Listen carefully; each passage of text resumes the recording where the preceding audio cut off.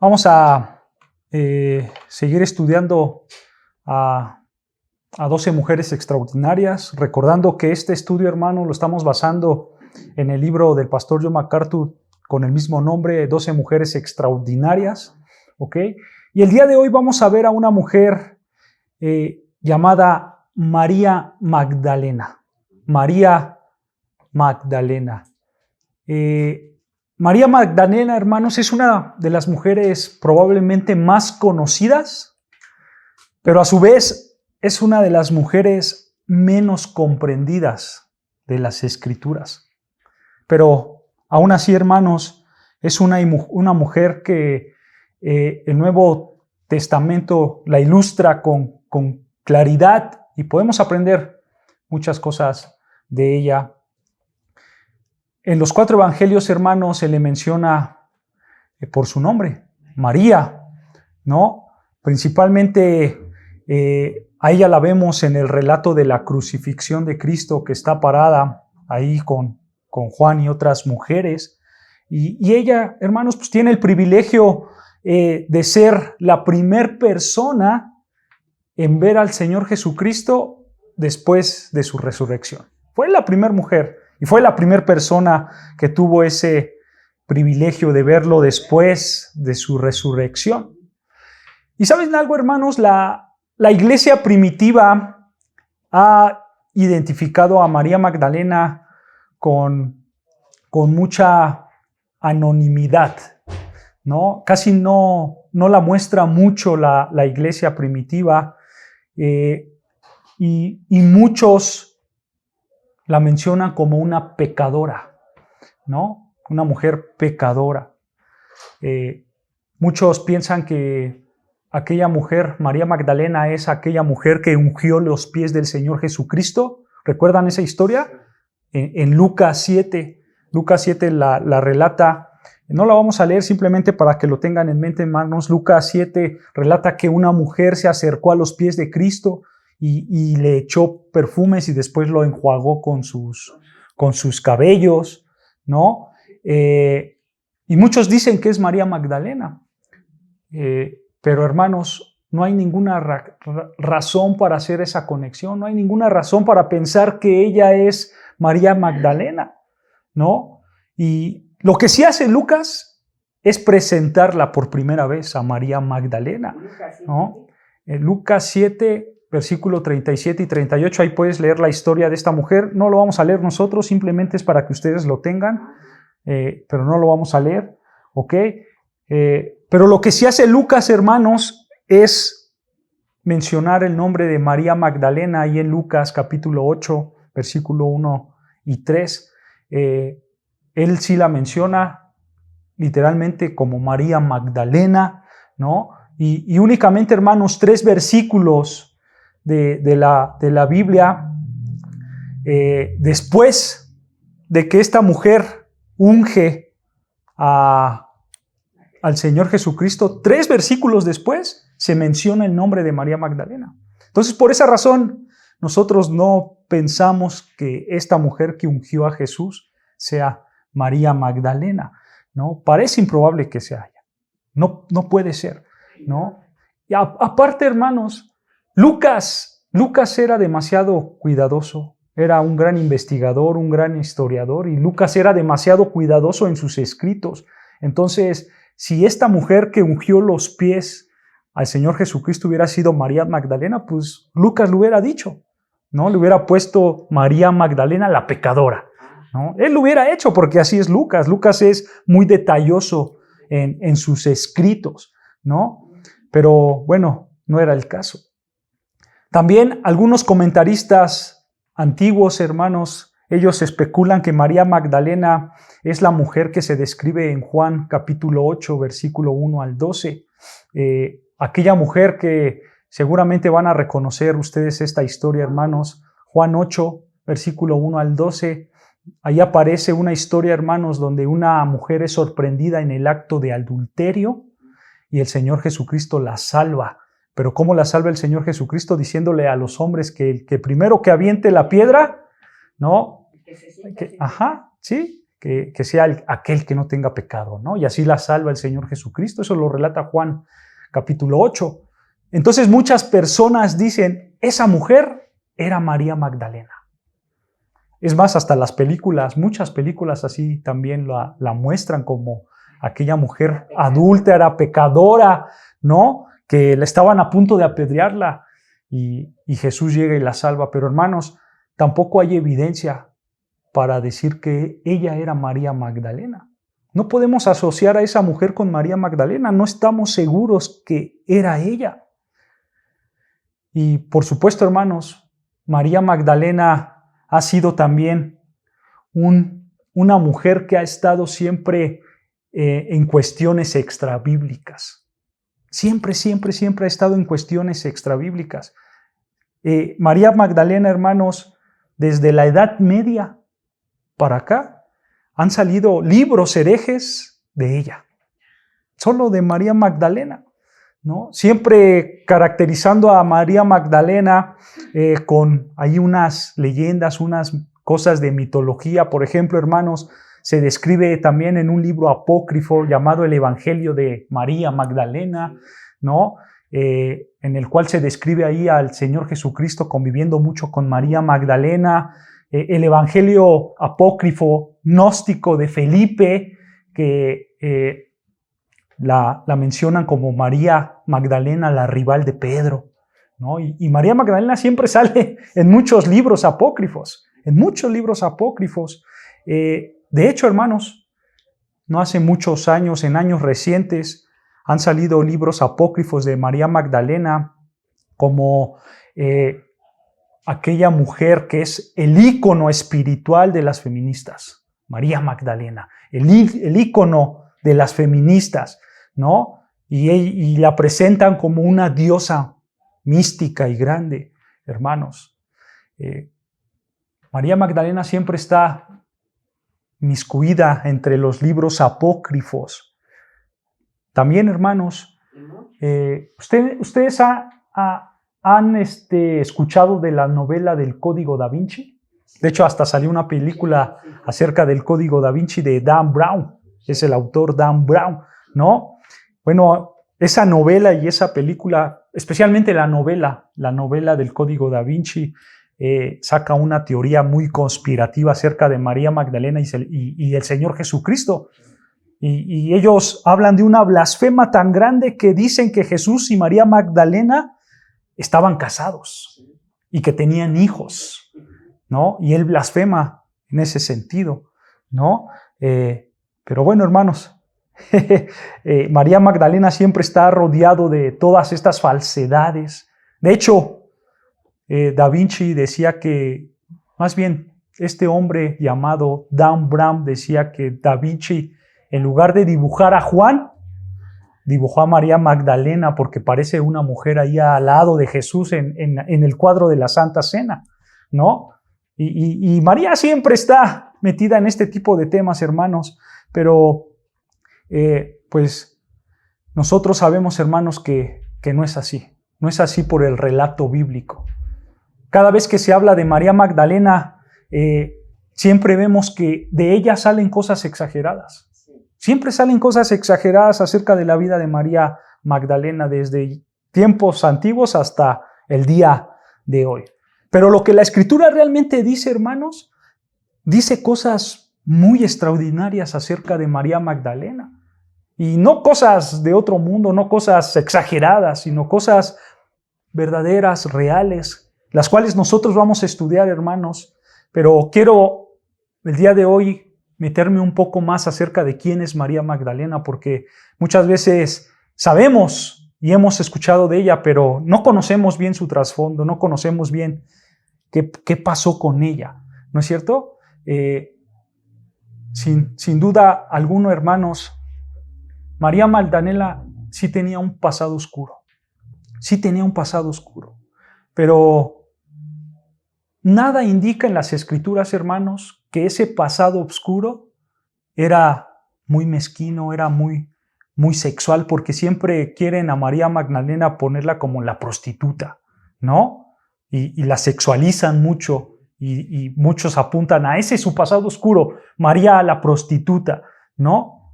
Pero no era así, hermanos.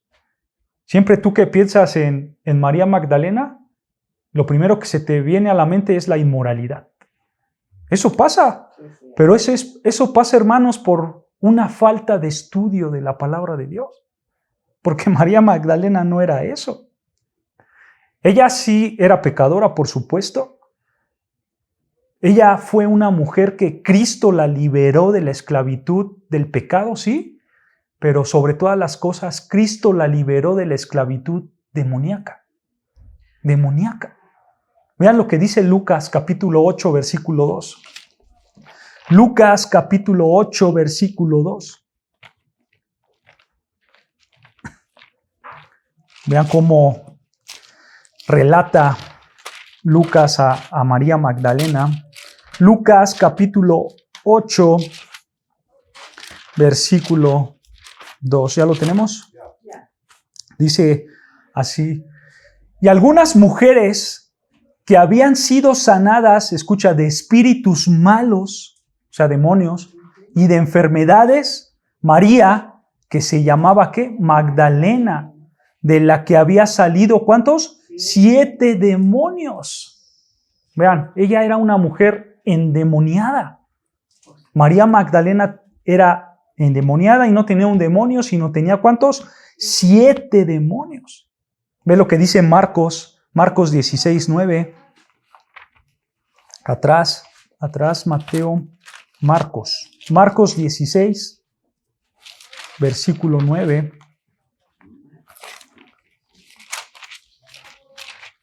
Marcos 16, versículo 9, vean lo que dice.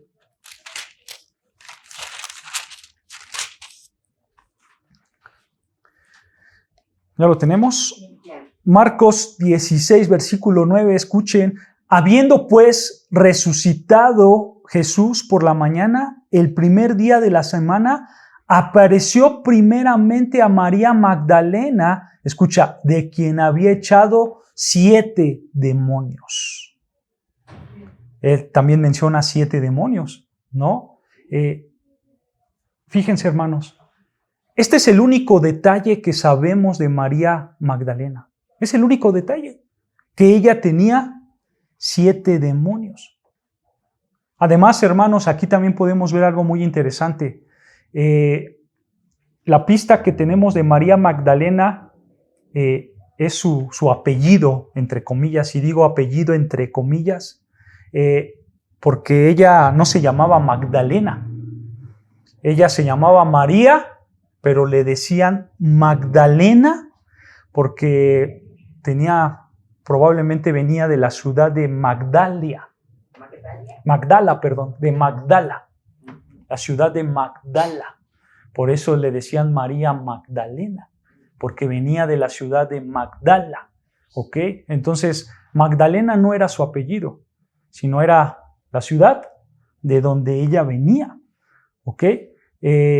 Y por supuesto, con el fin de poder distinguirla, pues la llaman María Magdalena, porque el nombre de María, hermanos, era un nombre muy común.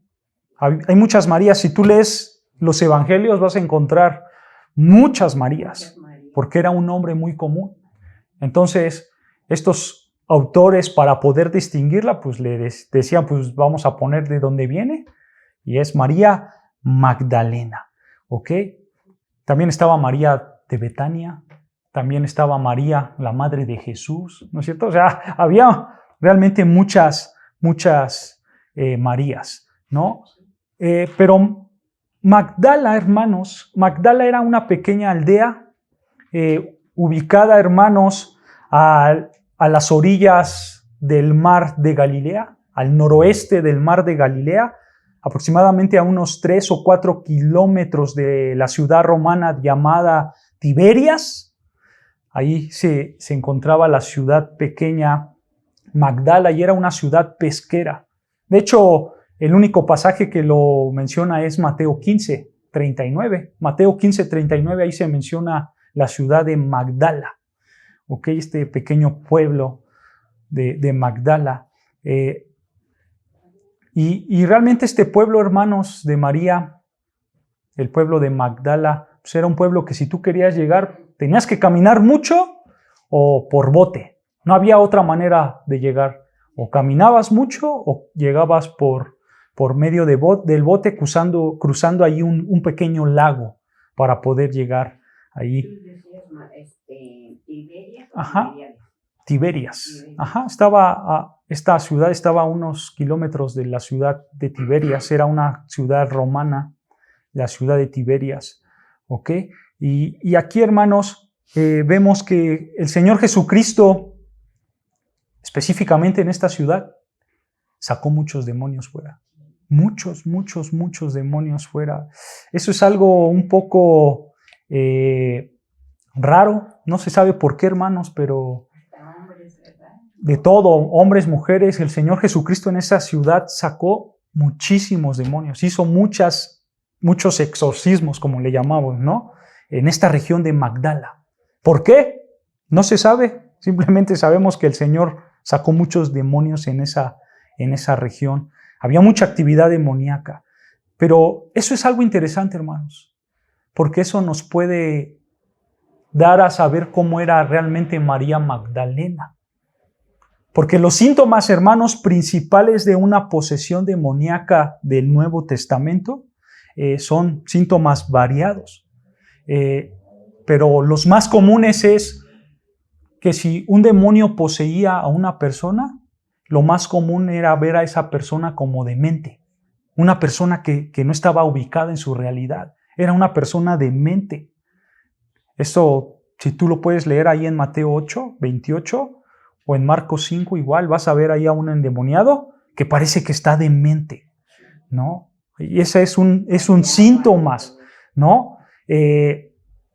Marcos relata también la historia de un endemoniado, pero él dice que este endemoniado tenía el hábito de pegarse con una piedra. Ahí en Marcos 5:5 lo vas a ver. Él tenía el hábito de pegarse con una piedra. Y con mucha frecuencia, hermanos, las posesiones demoníacas implicaban padecimientos físicos. Siempre hay padecimientos físicos en las personas que son poseídas. Por ejemplo, vemos en Mateo 12, 22, ahí vemos a un hombre con ceguera, pero él está endemoniado y el demonio le provoca la ceguera en Mateo 12, 22. Por ejemplo, también en Marcos 9:25, ahí vemos a otra persona, pero en lugar de estar ciego, él está sordo. En Marcos 9:25, ¿no? Ahí mismo también en Mateo 9, versículo 32 y 33, vemos a otro endemoniado, pero él no puede hablar. Mateo 9, 32 y 33. Este hombre no puede hablar. Y en Lucas 9:38 vemos a hombres que les dan convulsiones y ataques, ¿no? Entonces, hermanos, las posesiones demoníacas son generales, pero principalmente vienen con consecuencias físicas. Consecuencias físicas. Ajá, como enfermedades. Ahora, no hay que malinterpretar algo, hermanos, como muchos lo hacen. Por desgracia, vemos que en las descripciones bíblicas sí hay posesiones demoníacas y muchas de ellas se manifiestan como epilepsias, ¿no es cierto?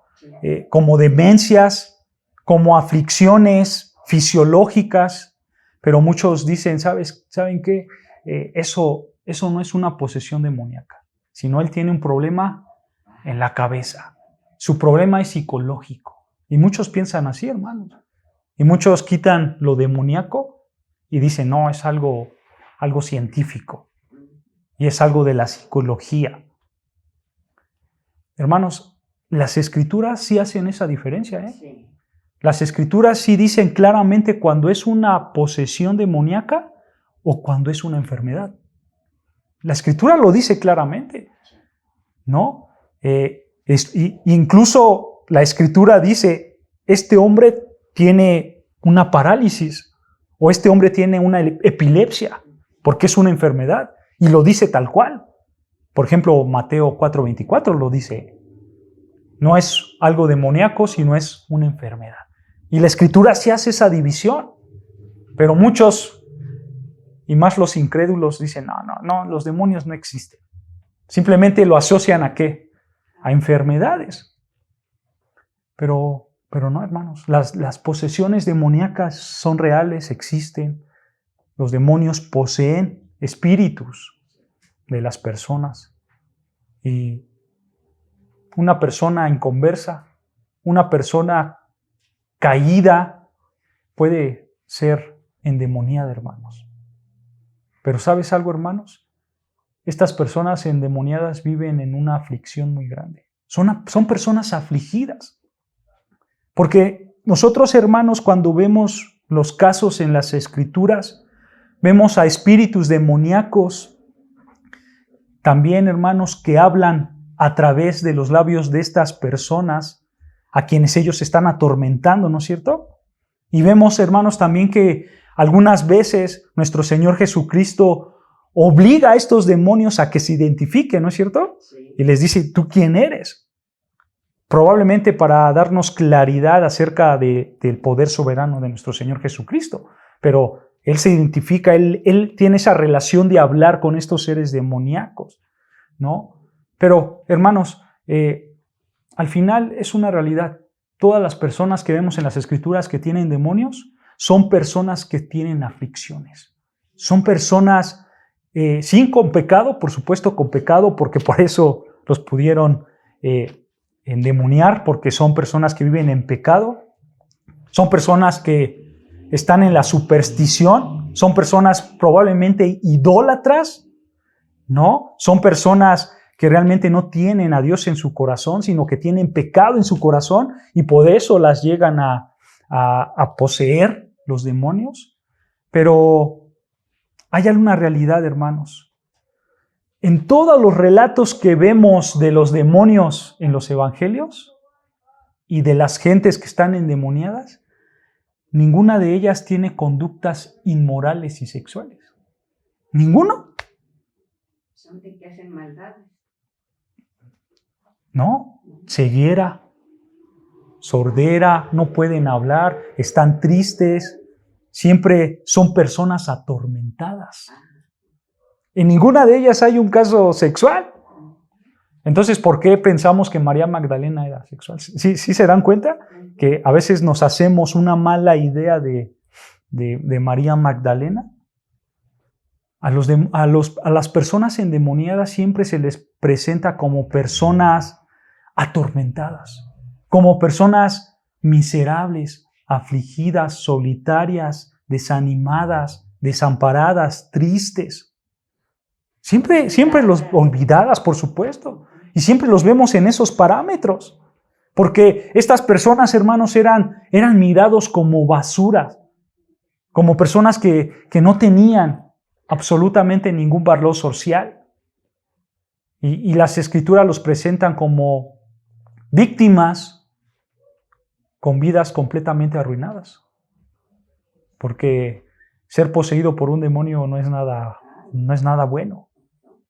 Venía una ruina, venía una tristeza, venían cosas malas, por supuesto. Y sabes, hermanos, nosotros podemos asegurar que así era el caso de María Magdalena. Así era. María Magdalena era una mujer que vivía en las garras de Satanás, que tenía no uno, sino 7 demonios. Tenía 7 demonios y estos 7 demonios le causaban tristeza, desesperación. La ponían como una mujer solitaria, afligida, miserable. Así era María Magdalena. Y por supuesto, hermanos, ningún hombre ni ninguna mujer podía hacer algo. Nadie podía hacer algo por ella. Nadie podía hacer algo por un endemoniado. Realmente, María Magdalena era una genuina prisionera de la aflicción demoníaca. Eso era María Magdalena, hermanos. Indudablemente, hermanos, Torturada.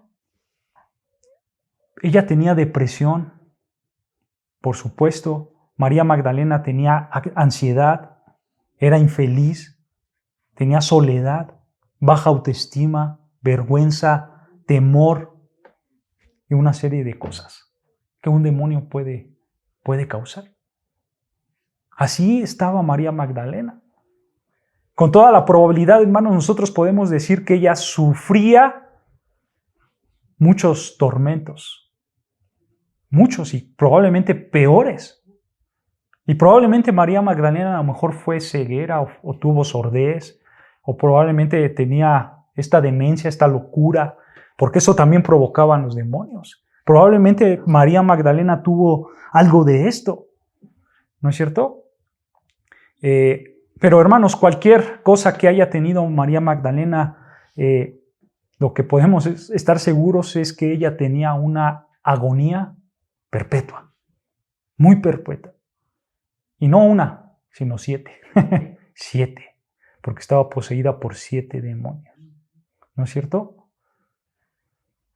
Las personas que eran endemoniados, hermanos, pues eran personas sin amigos. Eran personas solitarias. Era rara la persona que se acercaba, especialmente los que se acercaban eran los familiares. De ahí en fuera nadie más se acercaba a un endemoniado. Por supuesto que los familiares se acercaban, probablemente unos más por obligación, porque pues es mi familia y tengo que acercarme, no hay de otra. Pero la mayoría estaba solo. La mayoría vivía su vida en aflicción solo.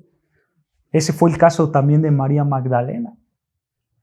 Ellos estaban perpetuamente incapacitados para huir de esas cosas, hermanos. Ellos estaban realmente siendo agarrados y atormentados por estos seres diabólicos. Estos hombres y mujeres vivían sin alegría por el resto de sus vidas. Vivían en una oscuridad, en una miseria. Ellos carecían de esperanza, porque para ellos no había un remedio terrenal. No es de que, ay, ahora me siento triste, me voy a ver qué hago. No. Ellos no podían hacer eso, porque su tristeza era muy profunda. No es que, mira, tómate esto y se te va a quitar. No había una cura, hermanos, terrenal, porque ellos no tenían un problema físico, sino que ellos tenían aflicciones espirituales. Tenían aflicciones espirituales. Y eso, hermanos, es todo lo que podemos decir con certeza respecto al pasado de María Magdalena. María Magdalena sí era este tipo de mujer, una mujer miserable en todos los aspectos de la palabra. La Escritura, hermanos, con toda deliberad, con toda misericordia hacia María Magdalena, los autores de las Escrituras pues omiten los macabros detalles de las posesiones demoníacas acerca de María Magdalena. Simplemente nos dice que tenía 7 demonios. No nos dice cómo fue que cayó aquí. Por misericordia de Dios. No lo dice. Pero pues, tenemos la suficiente información, hermanos, para saber cómo era su alma oscura, ¿no? Cómo era su alma triste, de malhumorada, de torturosa que tenía su alma. Eso sí podemos saber de ella. Y ¿sabes algo, hermanos? Es muy posible pues que estos demonios la afligían, la atormentaban en grandes proporciones. En grandes proporciones. Probablemente era una mujer demente, una mujer que tú la veías y decías, está loquita, y no te acercabas a ella, ¿no? Probablemente una mujer que se consideraba como una mujer lunática, irrecuperable y que ya estaba todo perdido. ¿No es cierto? No había cura. No había cura. Hasta que llegó nuestro Señor Jesucristo. Hasta que llegó el Salvador. Porque nuestro Señor Jesucristo la liberó de todo esto. Realmente el Señor Jesucristo sí la le dio la liberó verdaderamente. No fue una liberación pequeña, sino fue una liberación grande y perfecta. Cuando nosotros leemos a Lucas y a Marcos, hermanos, realmente nos hacen ver cuál era la condición demoníaca de María Magdalena con un propósito. ¿Cuál es ese propósito? Ver la misericordia y la gracia del Señor Jesucristo para con ella. Ese es el propósito. Porque Lucas y Marcos no dan muchos detalles. Simplemente dicen que era endemoniada. Pero el que la salvó fue Jesucristo. Y eso resalta la misericordia y la gracia grande de nuestro Dios, ¿no es cierto? Porque ellos no dan detalles del pasado. Ellos simplemente registran el evento y magnifican la gracia y el poder del Señor Jesucristo. Pero ¿sabes algo, hermanos? Hay una cosa que sobresale respecto a todas las liberaciones demoníacas que se registran en las Escrituras. Porque las personas que eran poseídas por demonios, ellos nunca vinieron a Jesús para ser liberados. Los endemoniados nunca iban a Jesús. Por lo general, siempre los llevaban a Él, ¿no es cierto? Algunas veces llamaban a Jesús para que Jesús viniera a su llegada, a su rescate, ¿no? Otros gritaban con sorpresa al ver a Jesús y les decía, ¿tú qué haces aquí? ¿No es cierto? Pero nunca la gente iba por su propia voluntad. Porque los espíritus satánicos, hermanos, jamás llegaron voluntariamente a la presencia de Jesús. Ellos nunca iban a ir con Jesús y nunca iban a permitir que las personas que estaban poseídas por ellos se acercaran a Jesús. Al contrario, muchos gritaban y querían escapar cuando veían la presencia de Jesús, ¿no es cierto? Está la famosa historia del endemoniado que habló con Jesús y le dijo, déjame ir con esos cerdos, ¿no? No me atormentes, hijo del Dios Altísimo, ¿no? Porque, bueno, esa era la reacción natural al ver al Dios Todopoderoso, ¿no es cierto? Otros más lo veían y les causaba convulsiones. El mismo demonio hacía que los cuerpos se convulsionaban porque el demonio no podía ver a este Dios glorioso. Pues a ellos querían siempre mantener alejado al Señor Jesucristo porque Él era el soberano, ¿no? Claro, ellos sabían que Él iba a traer la verdadera libertad. Ellos sabían que Jesucristo los iba a esclavizar a ellos, ¿no es cierto? Porque realmente la liberación que hacía el Señor Jesucristo era una liberación completa e instantánea. El Señor Jesucristo no se andaba con rodeos, ¿eh? Él simplemente decía, sal, y salía. Era algo rápido.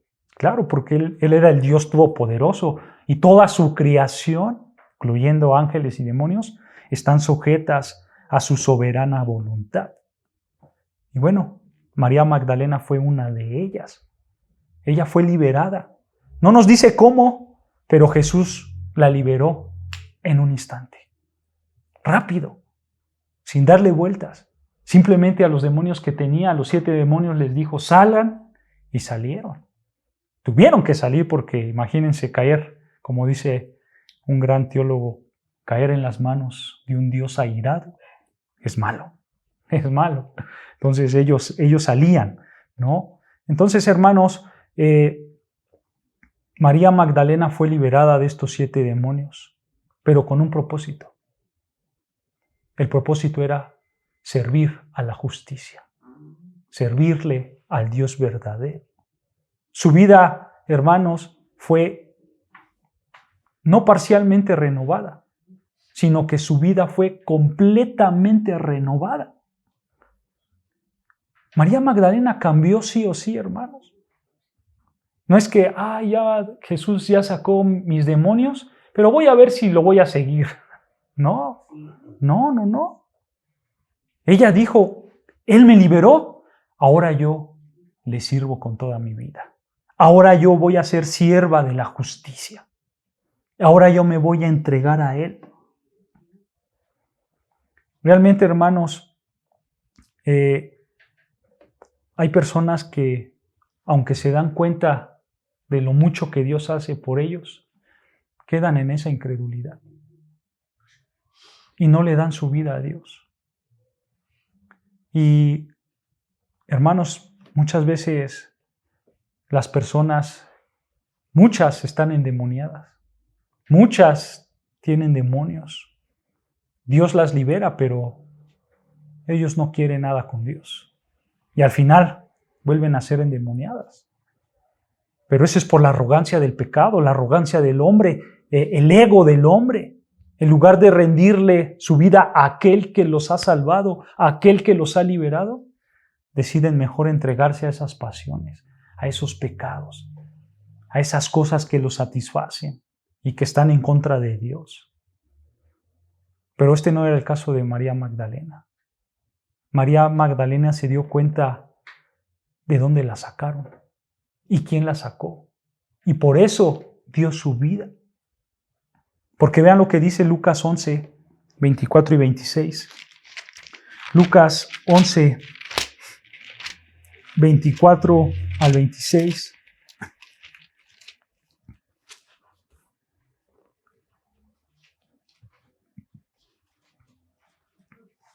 Vean lo que dice. Dice así, Lucas 11, 24.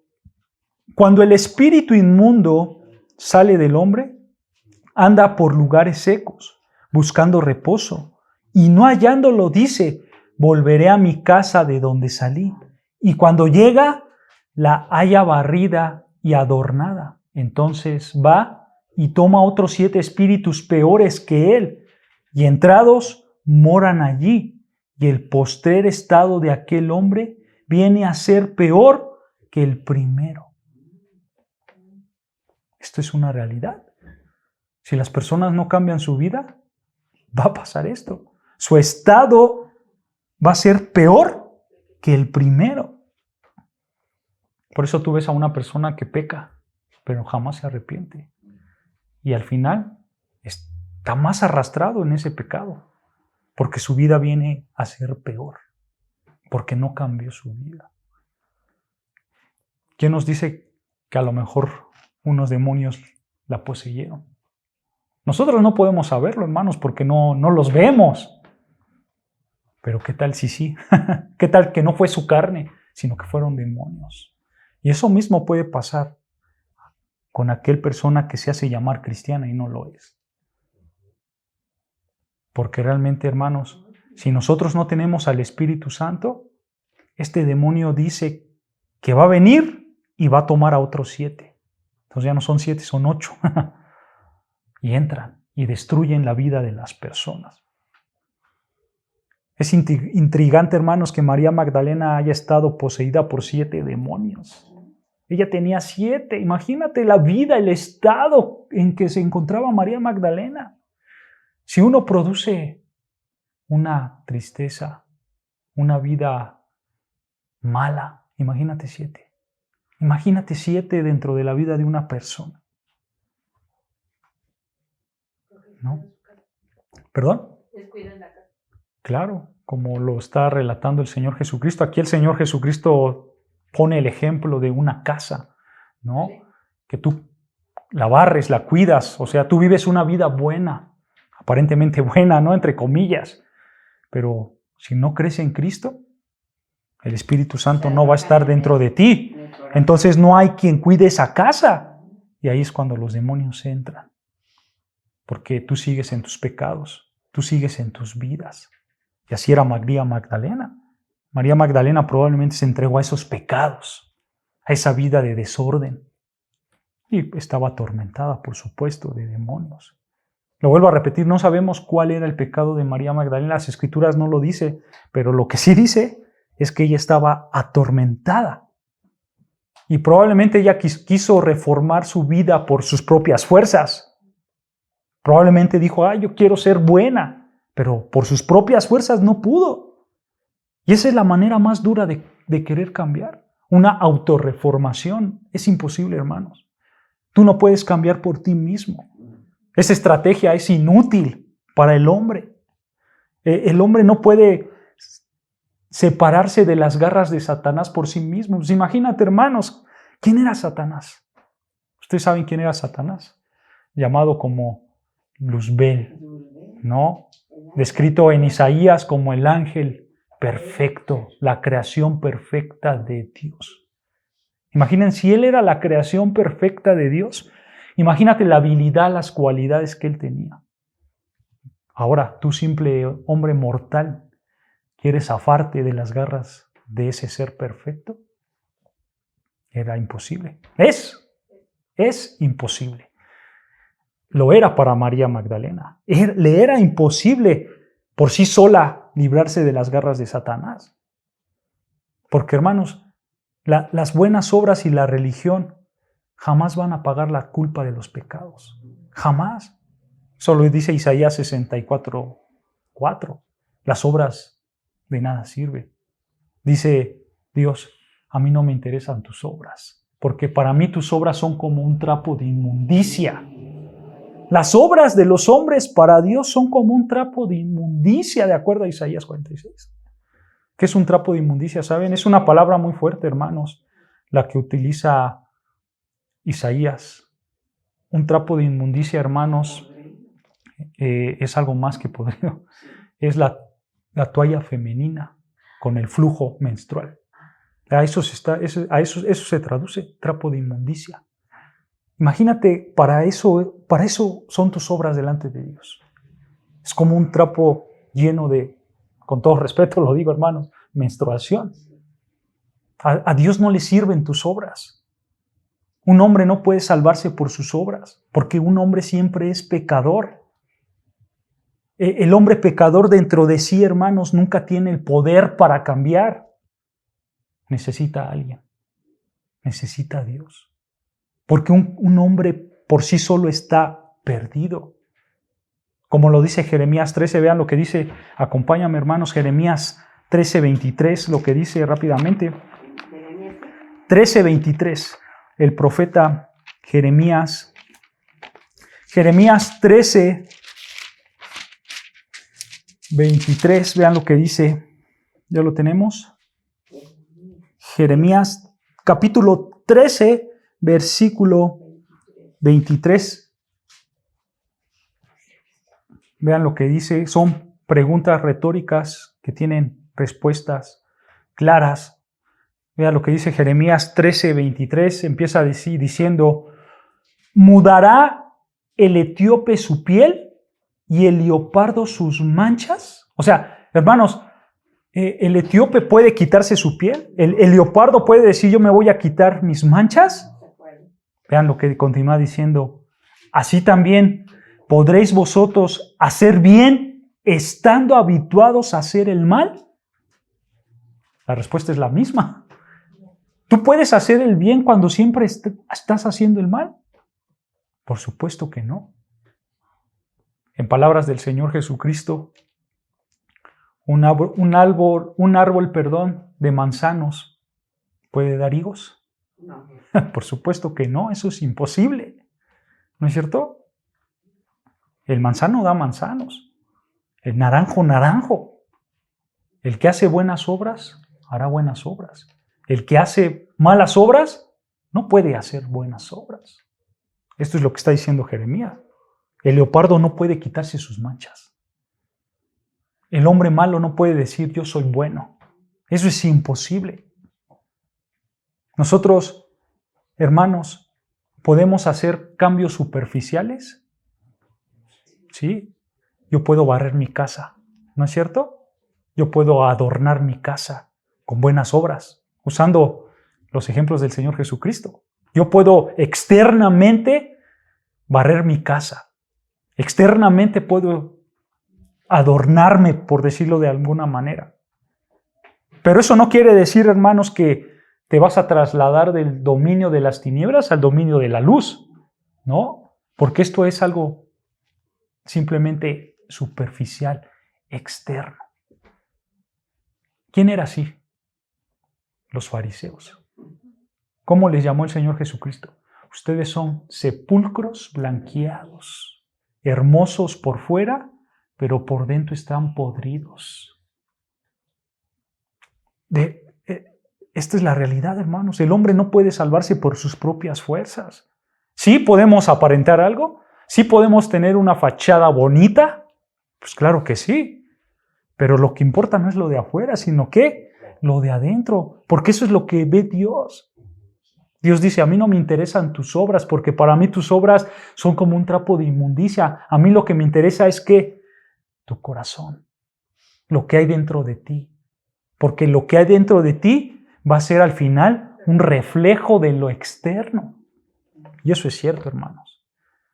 Nosotros aparentamos a veces una fachada de buenas personas, pero cuando estamos podridos por dentro, viene nuestro enemigo y le echamos unos ojotes.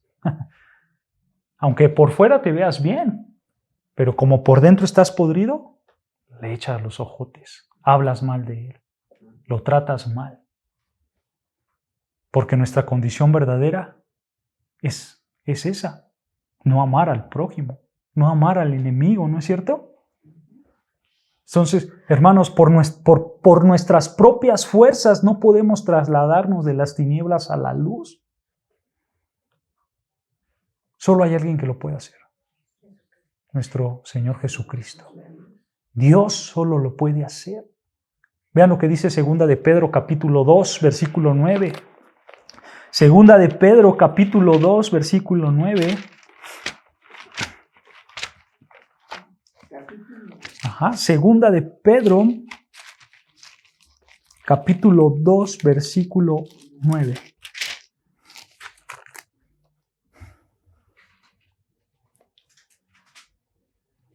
Dice así, Segunda de Pedro capítulo 2 versículo 9 dice, ¿sabe el Señor librar de tentación a los piadosos y reservar a los injustos para ser castigados en el día del juicio? Pero nota las primeras palabras. Solamente Él sabe liberar de tentación a los piadosos. Únicamente Dios puede hacerlo, nadie más. Únicamente Dios puede liberarnos de todas las cosas malas. Solamente Dios. ¿Y sabes algo? El Señor Jesucristo, quien es Dios, lo hizo en la vida de María Magdalena. Él lo liberó. La liberó verdaderamente. Transformó su vida. La cambió totalmente. Ella no volvió a ser la misma mujer. Ella verdaderamente fue transformada por Dios. Porque recuerden, hermanos, la evidencia de nuestra salvación es nuestra santificación. Y podemos ver en las Escrituras que María Magdalena, una vez que fue liberada, en adelante su vida fue en santificación, en santificación. Fue una de las mejores discípulas del Señor Jesucristo. María Magdalena le debía todo al Señor Jesucristo. Ella lo sabía. Imagínate, hermanos, en qué posición estaba. Atormentada por 7 demonios, en una agonía, en una tristeza, en un dolor profundo. En la oscuridad. En la oscuridad total, por supuesto. Llega el Dios Todopoderoso y la saca de esa oscuridad y la pone en la luz. Ella lo sabía. Y ella dijo, ahora le voy a dar mi vida total a mi Dios. Porque Él me ha salvado, porque Él me ha rescatado. ¿Sabes algo, hermanos? Yo no lo sé. Solo lo sabe Dios. Yo no sé si tú estabas endemoniado o no. Pero lo que sí sé es que Dios te ha rescatado. Es que el Señor Jesucristo te ha sacado del fango y ahora te ha puesto en la luz. Por lo tanto, hermanos, tú también le debes su vida. Tú también le debes entregarte a Él. Porque si Él te sacó de las tinieblas a la luz, ¿no es algo que agradecer? Independientemente del pecado que sea. Al final el pecado es pecado para Dios, ¿no es cierto? Y como dicen las Escrituras, la paga del pecado es ¿qué? Muerte. Y no importa si hayas cometido 1 o 2 pecados, como dice Romanos, si aunque cometieras un pecado es como si transgredieras toda la ley. Y entonces ahora tú ibas a ser condenado, tuvieras o no tuvieras demonios, por tu simple pecado, por tu simple carnalidad, ibas a ser condenado. Pero ¿qué hizo Cristo? Dio su vida en la cruz para que no fueras condenado tú, sino Él fue condenado. Él pagó el precio. Él dio su vida, Él dio su sangre para que tú fueras salvado. Y hermanos, probablemente demonios te tenían cautivado. Probablemente demonios te tenían prisionado. Y el Señor Jesucristo dijo, fuera, este es mío. Ella es mía, Él es mío. Y ahora yo los voy a cuidar y los voy a proteger y les voy a dar vida eterna por los siglos de los siglos. Y estarán conmigo, cenando en mi mesa, compartiendo conmigo, viendo mi gloria, viendo mi grandeza. Y ahí es donde estamos todos nosotros, hermanos. Si verdaderamente hemos creído en Él, estamos ahí. Porque, hermanos, como dice las Escrituras, ¿cuál es la vida eterna? Juan 17. La vida eterna es conocer al Dios único verdadero y al Señor Jesucristo a quien has enviado. Esa es la vida eterna, conocerlo a Él. Y eso es lo que nosotros tenemos.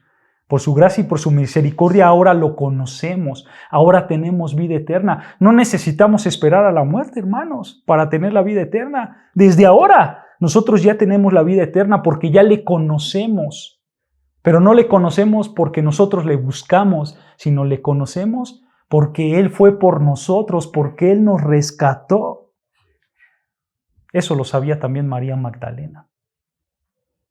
Y por supuesto que su amor de ella para con Él es un reflejo de la abismal gratitud que tenía ella hacia el Señor Jesucristo por haberla sacado de esa tristeza, de esas garras de Satanás.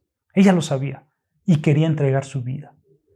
Y hermanos, yo sé que ustedes lo saben también. Yo sé que ustedes que han entregado su vida al Señor Jesucristo lo saben. Así que vayan aún más para con su Dios. Ámenlo más, sírvanle más, porque Él los ha rescatado. Él los ha puesto en el lugar de la luz y no en las tinieblas. Y eso merece una gratitud extra, si la quieres llamar así, para el Señor Jesucristo. ¿No es cierto? Entonces vivamos con corazones agradecidos a Dios, vivamos con corazones entregados y sirvámosles como Él merece ser servido porque Él nos ha liberado de la esclavitud del pecado y probablemente de las garras de un demonio. Y Él lo hizo por amor a nosotros. Y eso lo sabía María Magdalena y eso lo vamos a ver, hermanos, para la siguiente semana. ¿Ok? Entonces, hasta aquí lo dejamos.